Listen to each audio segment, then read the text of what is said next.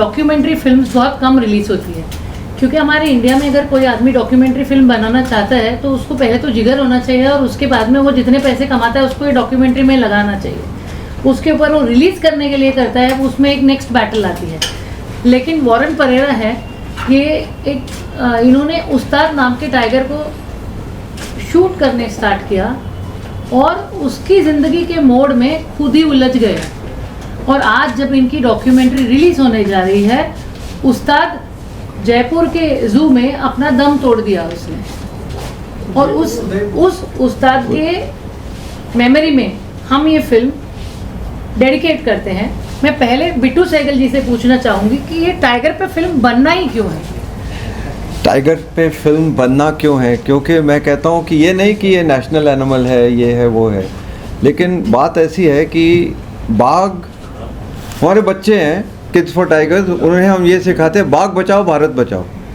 पुराने ज़मानों में तो कहते थे कि जंगल नदी की माँ है, वो टाइगर के बारे में ये भी कहते थे कि टाइगर पट्टेदार पानी का देवता था, वो बोलते थे। आज भी लोग गांव में यही मानते हैं कि ये टाइगर पट्टेदार पानी का देवता है, जहाँ जहाँ टाइगर होगा वहाँ वहाँ पानी होगा। तो टाइगर को क्यों बचाओ? ये नहीं कि भाई टाइगर को हक होता है जीने का और लायन को नहीं होता है, या हाथी को नहीं होता है, या चूहे को नहीं होता है। बात ऐसी है कि अगर टाइगर को बचाएं तो जो बच्चे समझते हैं, मैं अभी 12 साल के बच्चों की बात करता हूँ, वो सीधा समझ जाते हैं, बच नहीं पाएगा जब तक जंगल ना बचे। जंगल बचेगा तो जब बारिश गिरती है तो वो बारिश को चूस के नदी को पानी मिलता है। तो कारण ये है कि जब आप बीमार तो मानो कि हिरन है, तो इट्स एन इंडिकेटर स्पीशीज़। ये कह रहा है लोगों को कि अगर मैं हूँ तो मानो कि ये जंगल तंदुरुस्त है।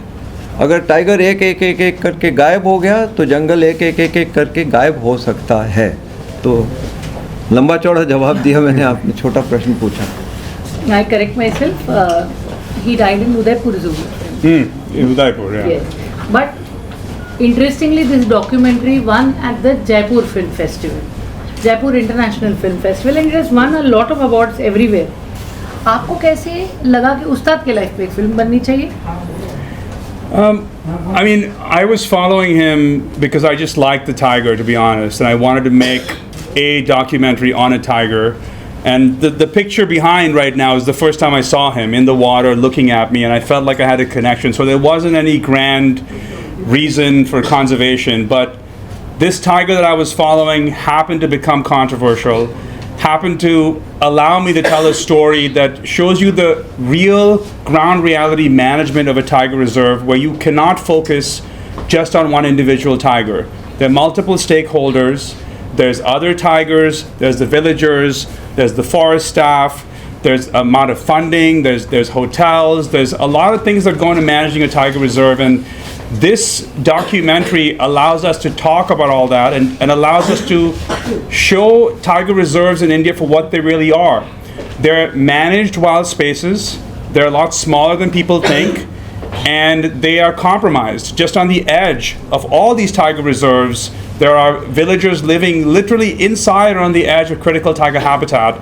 And I was forced, and I'm happy I was forced to show that reality, which is something that traditionally a documentary would not show. You would actually just show it as this pristine area, which is perfect and expansive. But I felt like T24's story allowed me to show the complexity of managing a tiger reserve, and I hope that's helpful for conservation, or at least starts a conversation around it. Besides winning at the Jaipur International Film Festival, you received critical acclaim, you received the Panda Award at the Wild Screen and many other awards. At the same time, an awarded documentary like yours is still fighting the same battle that Ustad fought to stay in his home. So how does that feel, coming back home to release this documentary in memory of Ustad? I mean, it's feeling better and better. I was really nervous about bringing it here because it's a massive expense to make these films and a massive expense to continue releasing it. But I feel like if anyone needs to see it, India needs to see this. This is ultimately an Indian story. The tiger is the national animal of India. The tiger is the health of this entire country's ecosystem. And he went to the High Court over here. He went to the Supreme Court over here, and there's never been a tiger that's commanded the attention of the Supreme Court. The High Court had billboards erected, galvanized all these people, the Forest Department, activists, all at the same time. And so I feel like it would be wrong not to show it over here. It's very difficult to do it, but I'm glad we're showing it on the big screen. Not just because I'm a filmmaker, but I just think there's a community element to watching something on the big screen and then coming out and being able to talk about it afterwards. Rupali, on one hand you're from Bollywood, on the other hand Ustad's life looks like straight out of a Bollywood pot boiler. Oh, so, yes. कैसा लग रहा है आपको उस्ताद की story? Actually, first of all, thank you Varun for showing me such a beautiful film. आपको शायद लग रहा होगा कि ये डॉक्यूमेंट्री है, but let me tell you, इस डॉक्यूमेंट्री में love, romance, separation, tragedy, इतने सारे इमोशंस थे कि मुझे एक वक्त के लिए भी ऐसा नहीं लगा कि मैं एक डॉक्यूमेंट्री देख रही हूँ. ऑफ कोर्स एजुकेशनल फैक्टर उसमें ज़रूर था, बट अगर उस्ताद एक इंसान, एक हीरो होता तो लिटरली एक बॉलीवुड मूवी बन सकती है उसके ऊपर. And let me tell you, मैं अगर उस्ताद को देख रही थी मुझे सलमान खान याद आ रहे थे, मुझे ऐसा लग रहा था oh my God Salman Khan के साथ ये होगा, ऐसे होगा. What a movie, what a documentary that you just presented. And I did read about this when this was in the news. But कहीं ना कहीं हम जब एक सिटी में रहते हैं ना, इतनी इंफॉर्मेशन हमें नहीं मिल पाती. बट जिस तरह से वॉरेन ने दिखाया टाइगर रिजर्वेशन के बारे में, उनके लाइफ के बारे में, and what exactly happened with T24, I think ये बहुत एक अनबायस्ड, एक बहुत टचिंग एंड बहुत ही एक आई ओपनर फिल्म रही है. And firstly let me welcome you to my country, because this is what my country, this is the wild animal of my country, and the man and the wild animal conflict is always going to be there. I'm not there to debate about this. There are some very learned people who can debate about this, but let me tell you, this is a beautiful movie. It's a story about Ustaad, who's majestic, inspirational, and let me tell you, he's a hero. He's a hero, true hero. Is it important for conservation films to actually have a commercial life, Bittu? I think it's not just important for them to have a commercial life. I think for conservation films to reach down to the masses is a matter of survival tomorrow. Today you take the pandemic, very few people know. The pandemic, direct result, the reason the pandemic came was the wildlife trade and the destruction of ecosystem. There's something called the Dasgupta Review. So $40 billion tiger trade, poaching ke, and it caused a $40 trillion loss. So the economy is also, so there are so many nuances to this, but it's very very necessary, which is why we actually, मैं सच बोलूँ तो मैं अपने बुजुर्ग लोगों को नमस्ते करके मैं भूल ही जाता हूँ कभी. मैं बच्चों के साथ काम करता हूँ क्योंकि बच्चे समझते हैं, बच्चों के दिमाग में सुनते हैं, समझते हैं, उनका दिल धड़कता है. लेकिन हम लोग को तो ऐसा पता नहीं क्या हो गया है हमारे दिमाग को. आज का देश की हालत आप देखिए, कुछ भी देखिए, कि ये मेरा हक है. क्या हक है कि जंगल में जाओ इतनी तादाद में? क्यों जाओ इतनी तादाद में? अरे जंगल जो है वो उसके जीव जंतु सिर्फ टाइगर नहीं है. These are the sources of our rivers. These are the sources of our culture, our art, our music, our dance, our history. Everything came from the jungle. Our religions came from there. If you kill the source of your inspiration, what is going to be left? The film you made is a very, very even-handed film. When I saw the film, it was very even-handed. It caused a lot of consternation. Those people like Valmek or myself or the others who were actually working in Ranthambore long before tourism was even a thought, we actually made 30 documentaries on the tiger in 1984. And at that point, we used to go in Ranthambore for 10 days and not even see tiger tatti. In fact, हम कहते थे वहाँ tiger burning bright in the forests of the night. We searched through grass, we searched through matti, all we found was tiger tatti. और tiger टट्टी देखी तो हम बड़े खुश हो जाते कि हाँ टाइगर है यहाँ, टाइगर है यहाँ. तो वहाँ से देखो आज के दिन में कुदरत अपने आप पनपती है. हमें कुछ काम करने की ज़रूरत नहीं है. जो भंवरा है, जो पक्षी है, जो these are the gardeners of Eden, ये हमारे वन के माली हैं, उनको रहने दो. कैलाश सांखला जी को मैं याद करता हूँ. He was the first director of project tiger. उन्होंने ये कहा था कि भाई जंगल में आप अपनी दखल अंदाजी न करें, आप जाइए वहाँ, देखिए वहाँ लेकिन the forest looks after itself. So I would say that at this moment in time there is a very clear connection between biodiversity, the tiger represents it, and the pandemic which was caused, and the food security of India, and the climate crisis. मौसम का बदलाव हो क्यों रहा है? एक तो कोयला वोयला हम ऊपर फेंक रहे हैं, लेकिन बच्चा जानता है कि टाइगर के जंगल हो या आपके घर में एक पौधा आप लगाएं, जब तक atmospheric carbon, it's called photosynthesis, that brings it down. तो आज के दिन में ये मौसम का बदलाव कितने लोगों की ज़िंदगी को हराम कर दी उसने. तो बाघ एक ऐसा जानवर है जो is giving us a solution. वो कह रहा है हमें जीने दो, हम आपको जीने देंगे. सीधी बात है. और एक अखीरली बात यह है कि आजकल के दिन में बहुत लोग झगड़ते हैं, रिलीजियस फाइट्स होती हैं, रिच एंड पुअर होता है, कभी ये होता है वो होता है. लेकिन सोचा जाए तो आज के दिन में अगर राम भगवान को वनवास लेना पड़े तो कौन सा जंगल ढूंढेंगे वो? सोचने की बात है कि राम भगवान की असली मंदिर तो जंगल है. जंगल में ही है. और आप कोई भी दुनिया में कहीं भी जाओ तो पानी की पूजा करते हैं लोग. इस देश में, इस कमरे के चौड़ाई में कोई भी नदी है आपको मिलेगी नहीं जहाँ के उसके स्रोत में एक मंदिर ना हो. मैं अमरकंटक जैसा बड़ा मंदिर की बात नहीं कर रहा हूँ. मैं पत्थर जमा करके वहाँ जाके पूजते थे. इसीलिए तो हम सूरज को पूजते हैं, इसीलिए तो हम बाघ को पूजते हैं. आप कोई भी जगह जाओ, दुर्गा का वाहन कौन है?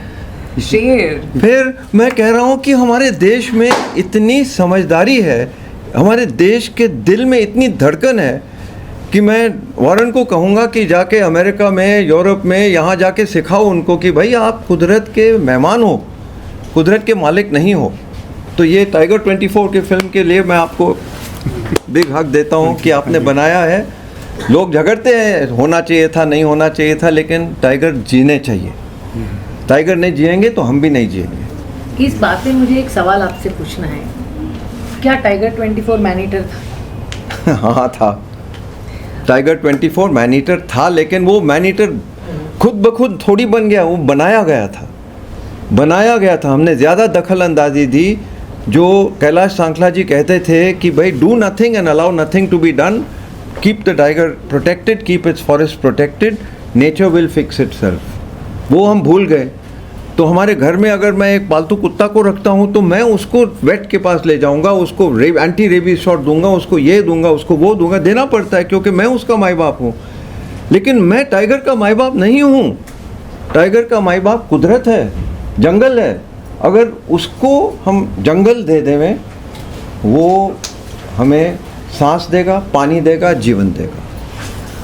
नॉर्मली फॉरेस्ट के अराउंड एक लेयर होता है और उसके बाद सिटी आता है या ह्यूमन ड्वेलिंग आता है. इसमें वो सेंटर लेयर था ही नहीं. तो आपको लगता है कि ह्यूमन डिसीजन की वजह से एरर हुआ?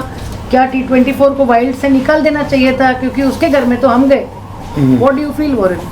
Well, I mean, so Ranthambore, when it was started, was one of the smallest tiger reserves, and all these rules with Project Tiger are great, but they're ideas and they're concepts. So the idea of having a core and a buffer, and then the human settlement is an ideal concept. So we don't have that in Ranthambore. Ranthambore does not have a buffer, but they have expanded the core area about 100 square kilometers in the past 10 years.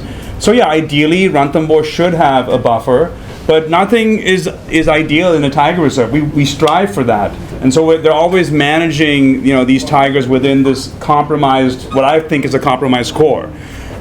As far as the man-eater question, to me it's not an important question, but it's a great way to draw an audience to this film and other conservation topics.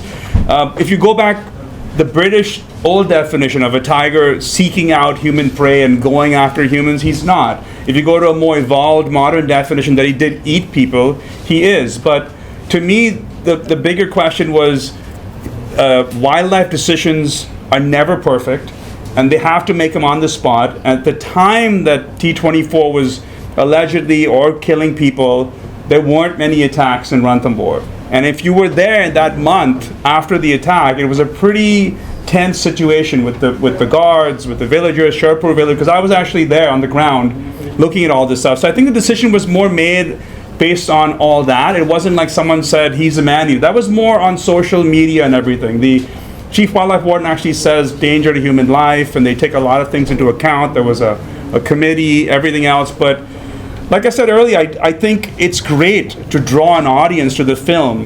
And hopefully, because of this man-eater question, they can look at the other concepts that are actually, I think, more important for conservation. Bittu, I want to ask you a question. शेर अपने जंगल में रहता है, उसके बच्चे हैं.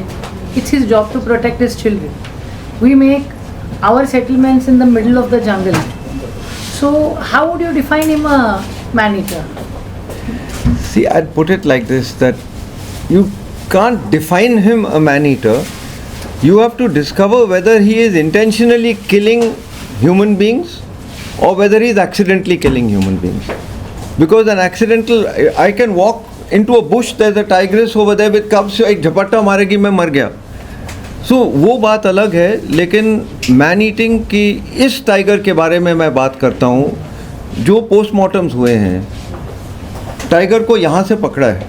Tiger ने victims को यहाँ से 1 नहीं 2 नहीं 3 नहीं 4 पीछे जब टाइगर अटैक करता है, उसका मतलब है कि वो अटैक कर रहा है. मैं पैदल गया हूँ, मैंने टाइगर देखे हैं 4 5 6 दफ़े रणथंभौर में ही. टाइगर हाँ करता है ऐसा कर. उसका कारण कहने का ये है, जैसे कुत्ते भौंकते हैं. क्यों भौंकते हैं? कि भाई जाओ, मैं झगड़ना नहीं चाहता हूँ आपसे, जाओ, ये मेरी जगह है. ये सड़क पे किसी को, जहाँ तक मैं जानता हूँ, सड़क पे किसी को इस टाइगर ने नहीं मारा है. लेकिन जो लोग जंगल के अंदर गए, तो उसको एक आदत पड़ गई थी कि ये इंसानों ने पहले तो he got a porcupine quill, then he got intestinal blockage. 5 दफ़े 4 दफ़े उसको, मतलब कि एक पालतू कुत्ते के जैसे हमने उसको ठीक किया, फिर वापस भेजा, ठीक किया. He got used to us and he didn't like us. And in this case many people said कि भाई वो अंदर क्यों गए थे? अरे फॉरेस्ट गार्ड है यार, फॉरेस्ट गार्ड अंदर नहीं जाएगा तो कहाँ, आपको सवाई माधोपुर थोड़ी ना प्रोटेक्ट करना है, वो तो पुलिस का काम है.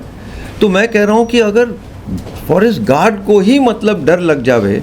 और दूसरी बात यह है कि गांव वाले, मैंने रणथंभौर में देखा है कि जब फॉरेस्ट डिपार्टमेंट एक्शन नहीं लेता है, एक टाइगर समझो कि 5 उंगली एक जैसे नहीं होती हैं. इस टाइगर को T24 को मैंने देखा है इस साइज़ के, अल्सेशन कुत्ते के साइज़ के. इतना प्यारा टाइगर मैंने देखा ही नहीं है. मैं कहता हूँ कि आप सलमान खान वगैरह बोलते हैं, वो कुछ भी नहीं है इसके सामने, कुछ भी नहीं है. मैं कहता हूँ इसको देख के आपको ऐसा लगता था कि भाई ये है जीवन, ये है कुदरत. लेकिन अगर उसको हमने सता के मतलब उसको बना दिया ऐसा, तो फिर हमारा फ़र्ज़ ये भी बनता है कि अगर एक टाइगर के कारण गांव वाले, उनकी बच्चों को खतरा पड़ता है, उनके मवेशियों को के ऊपर हमला होता है उनके, तो उसको हटाना ज़रूरी था. अगर उसको न हटाते तो हमने देखा है रणथंभौर में क्या हुआ. 20 टाइगर मारे गए थे कुछ साल पहले. क्यों? क्योंकि लोग कहते थे कि नहीं, टाइगर को नहीं, टाइगर को बचाओ. वाल्मीकि और मैं भी कहते थे कि भाई जहाँ तक हो सके पहले पक्का करो कि ये 1 नहीं 2 नहीं 3 हो गए तो फिर इसको हटा दो वहाँ से. लेकिन नहीं हटाया था पास में. हम ये नहीं चाहते थे, अभी मुश्किल से रणथंभौर वापस आ रहा था, हम ये नहीं चाहते थे कि गुस्सा ऐसा हो जावे. ये भी नहीं, फॉरेस्ट गार्ड के लोग लड्डू है, ये है, वो सब, ये फॉरेस्ट गार्ड हमारे दोस्त हैं, वो कहते हैं साहब मैं अंदर क्यों जाऊं, मेरी भी तो परिवार है. कि मैं भी जानता हूं उसको, मैं ज़्यादा ही कुछ बोल रहा हूं, लेकिन मैं कह रहा हूं आपको, सीधी बात है ये कि एक टाइगर को बचाते बचाते अगर 20 टाइगर को किसी ने जहर खिला दिया तो क्या करोगे आप? तो किस किस्म का प्यार हुआ ये? और मैं बिल्कुल नहीं चाहता हूँ कि टाइगर जू में रहे, मैं बिल्कुल नहीं चाहता हूँ. मेरा दिल टूट जाता है देखते देखते. लेकिन मेरा दिल ज़्यादा टूटे अगर 20 टाइगर को खतरे में डाल दिया, क्योंकि मैं टाइगर को बहुत प्यार करता हूँ. ठीक है, बहुत प्यार करते हो तो फिर 20 टाइगर मरेंगे तो आपको दुख होना चाहिए ना. तो आप समझ सकते मैं क्या कह रहा हूँ. मेरा कहना यह है कि ये जो हुआ, ये हमें जोड़ना चाहिए था. हम सब जुड़ जाते तो एक परिवार सही रहता, टाइगर के डिफेंस, टाइगर को प्रोटेक्शन करते करते सही प्रोटेक्शन होती। लेकिन टाइगर तो टाइगर है, लेकिन इंसान तो इंसान है। झगड़े में बीच में ना तो टाइगर T24 को भला हुआ और ना हम जुड़ भी गए। तो क्या होगा कल, ऊपर वाला जाने। आपसे पूछना है वॉरेन, आपका डिस्ट्रीब्यूटर यूएस, कनाडा और इंडिया में कौन है, और क्या हम डिजिटली भी ये फिल्म देख सकते हैं थिएट्रिकल के बाद? Yeah, so my distributor in Canada and the US is Elevation Pictures and Universal Pictures, and it just got digitally released over there. We have after a limited theatrical. In India, it's AA Films, Anil Tadani's company, and we're releasing it theatrically, and we don't have a streaming digital release distributor yet or date yet. So I hope to have one. Because that'll be the widest way to go across the country. But I think initially I'm going to focus on the theatrical, and hopefully that works out. You know. As an audience, Rupali, and as a woman who stands up for nature, why do you think people should go and watch Tiger24, and why in the theaters? So firstly, as as representing Make My Earth Green Foundation, I really believe that the ecosystem has to be balanced. I believe that the trees have to be there. I believe the ecosystem has to be in complete balance, because वो हमारे लिए हैं. We are surviving because they are there. मैंने बचपन में एक line सुना था जहाँ पर कहा गया था कि शेर से वन है और वन से हम हैं. तो उस चीज़ को लेकर मुझे लगता है कि नहीं, जैसे इन सब एक्सपर्ट्स ने कहा कि इनकी नॉलेज में मुझसे बहुत ज़्यादा है, इनकी नॉलेज के आगे मुझे लगता है कि मेरी नॉलेज बहुत कम है, मगर यस इतना जानूँगी कि शेर, जैसे मैंने कहा कि शेर से वन है और वन से हम है, अगर हमें बचना है तो हमें शेर को बचाना बहुत ज़रूरी है. अगर हम पर्टिकुलर इस स्टोरी के ऊपर आएँ, T24 के ऊपर,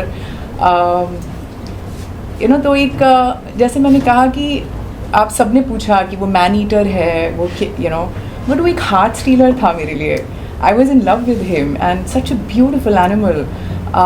इसकी स्टोरी सुनने के लिए जब मुझे बताया गया कि ये इसकी प्रीव्यू हो रही है, not even 1 second I took, otherwise Anusha knows that how kind of tantrums I say, no, I'm not there, but I just gave a confirmation in 5 minutes. I said, I'm coming for this, because I know that how important this subject was for my country, how important this subject as a representative of my Make My Earth Green Foundation is, how important the subject for education, for all our future prospect it is, and we all should know the story so that we can save the future, and the future is us. अगर हम उन्हें नहीं save करेंगे, we cannot be saved. This is what I know in a simple language. And yes, he's a heart stealer. I believe that this is a love story. I believe that this is an unbiased, very true story, and it's years of hard work of Orion, and congratulations. I think it's not an easy job to risk your life like that, to dedicate your life to something which you believe in so much, and hats off to him, and it's commendable for the kind of passion he's given for this film. And for that passion, if you really love your nature, you really love animals. I love, and I'm an animal lover. I wish I could pet one, but a tiger. I would not recommend it at all. I know, but I would really want to. And but anyway, anyways, I think it's a beautiful story. Everybody should come and watch this, and it will actually touch hearts. What do you feel, Bittu? Why should people watch Tiger24? You know, when all this conversation was going on, I was thinking of the man who made Ranthambore, Fateh Singh Rathod. He was, you can say, the chela of Kailash Sankla. Fateh Singh Rathod gave his whole life to protect Ranthambore and his whole life to protect tigers. But he knew one thing, कि अगर बाघ गांव में जावे और गांव वालों के ऊपर हमला करे तो हमारे रणथंभौर की फ्यूचर है ही नहीं. तो this film had to be made not to say कि ये सही है वो गलत है. This film was to be made so that पूरे देश देख पाए कि टाइगर को बचाने के लिए करना क्या है. We stand on the shoulders of the forest guards who were killed by T24. Without them we can't stop. एक तिनका घास कभी बच ना पाए वहाँ. So I think this film should be made also to let people know that we are dependent upon nature. The economy itself is a wholly owned subsidiary of the biosphere, of the biodiversity of this world. We think that we are so smart कि हम सब कुछ कर पाएं, हम इतने समझदार नहीं हैं. हमारे वन के माली जो हैं वो भंवरे हैं, तितली है, हिरन है, बंदर है. हमें इतना भी नहीं पता कि कौन सा पेड़ कहाँ लगाना है. बाग रहे, जंगल रहेगा, जंगल रहेगा, हिरन रहेंगे, हिरन रहेंगे, बंदर रहेंगे, बंदर रहेंगे, फल यहाँ से लेके वहाँ बीज फेंकेंगे, वहाँ से नया पेड़ निकलेगा. ये लाखों लाखों साल के लिए ऐसा हो रहा है. हम लोग बीच में आके दखल अंदाजी हमारी कुछ ज़्यादा ही है, अक्ल हमारी थोड़ी कम है. ये मेरी पर्सनल ओपिनियन है. लेकिन climate change is, in the words of Lord Nicholas Stern from the London School of Economics, he says climate change is the surest evidence of market failure. Even the economy will not survive. Farmers will not have water. Industrialists will not have water to run their factories. Thermal plants will not have water to run their coal washeries. Unless and until we have ecosystems, wetlands, grasslands. That's why we chose Project Tiger. Project Tiger तो एक ऐसा रणथंभौर, तो लोग कहते थे यहाँ क्यों project tiger लगाया, कुल 3-4 टाइगर हैं. लेकिन आज देखो 60-70 टाइगर आ गए. कैलाश सांखला जी ऊपर हैं कहीं, मैं हाथ जोड़ता हूँ उनको. फतेह सिंह जी ऊपर हैं कहीं. उनका दिल टूट जाता है देखते देखते कि जो टाइगर को प्यार करते हैं वो लोग झगड़ रहे हैं और बीच में टाइगर के घर उजड़ रहा है, उधड़ रहा है. जंगल बचाओ, भारत बचाओ. टाइगर बचाओ, जंगल बचाओ. बस बच्चे समझते हैं, बुजुर्गों को ज़रा. Last words from you, Warren. What would you like to say? No, I hope people come and watch the film. I'm really happy that everyone came today, and Bittu, Rupali, thank you for coming. And I think, I don't want to sound preachy. For me, I'm still a filmmaker. I hope you enjoy the movie, but there happens to be a conservation discussion that you could have after watching it.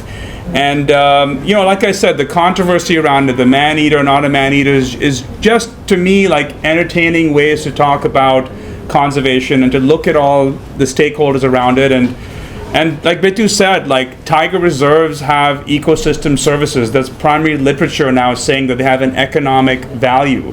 They prevent soil erosion. They fight climate change. They preserve our culture. They preserve these beautiful tigers and all the other species. So even in a city, you're benefiting from the clean tiger reserve, a protected tiger reserve. And the other thing I would say with a lot of these man-animal conflict problems where we focus on the tiger and who's right or wrong, is he a man-eater or not, it's coming from essentially habitat destruction. Because there's such little habitat left, when we up the numbers of these big cats, there's going to be conflict. But the real problem is from us, the elite. Like we're the ones, or a generation before, who took away tiger habitat.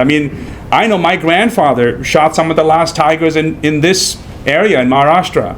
Okay, and so at the time it was still legal to do so.